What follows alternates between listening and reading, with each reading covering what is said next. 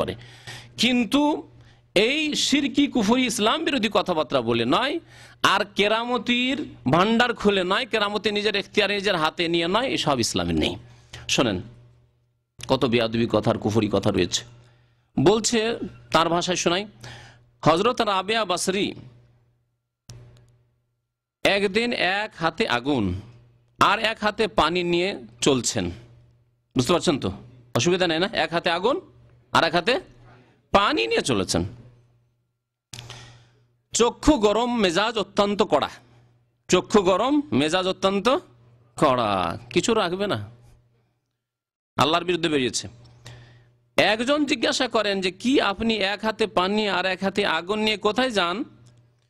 তখন বলেন আমি যাই এই আগুন দিয়ে আজকে আমি মাওলার বেহেশত পুড়িয়ে ছারখার করে দেব, আল্লাহর বেহেশতকে পুড়িয়ে ছারখার করে দেব। যদি আমি আমার ভাষায় বলতাম তো সন্দেহ করতেন। কিতাব সামনে মজুদ আছে, আর আপনাদের সামনে আমি ভাই আব্দুল্লাহকে বলে দিচ্ছি যে স্ক্যান করে, স্ক্যানিং এর ইসলামী সেন্টারের ব্যবস্থা আছে, স্ক্যান করে এই পাতা নম্বর একটু অক্ষরগুলি বড় করে এই ভিডিও ক্যামেরাতে দিয়ে দিবে, যাতে উম্মত সারা বিশ্বের বাঙালি মানুষরা চোখে দেখতে পায় পাতা সহ। এই পাতাটা স্ক্যান করে দিয়ে দিবে।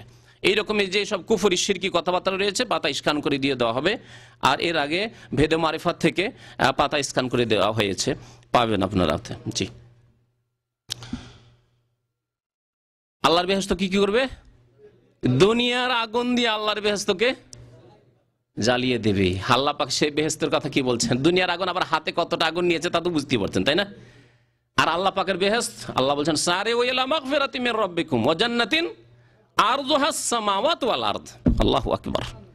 এমন জান্নাতের দিকে তোমরা দৌড় দাও, তার জন্য আমল করো, কর্ম করো, মেহনত করো, যেই জান্নাতের চওড়াই, দৈর্ঘ্য, প্রস্থ কত? আসসামাওয়াত ওয়াল আসাম, আসমান এবং জমিনের মতো। জি, আসমান জমিনের সমানও না। নবী সাল্লাল্লাহু আলাইহি ওয়াসাল্লামের হাদিসে কারণ রয়েছে যে একবার নিম্ন শ্রেণীর জান্নাতীকে যে জান্নাতে যে স্থান দেওয়া হবে, যেই জান্নাতের এলাকা দেওয়া হবে, তা হবে দুনিয়ার কত? আশারাত আমসালি, 10 গুণ।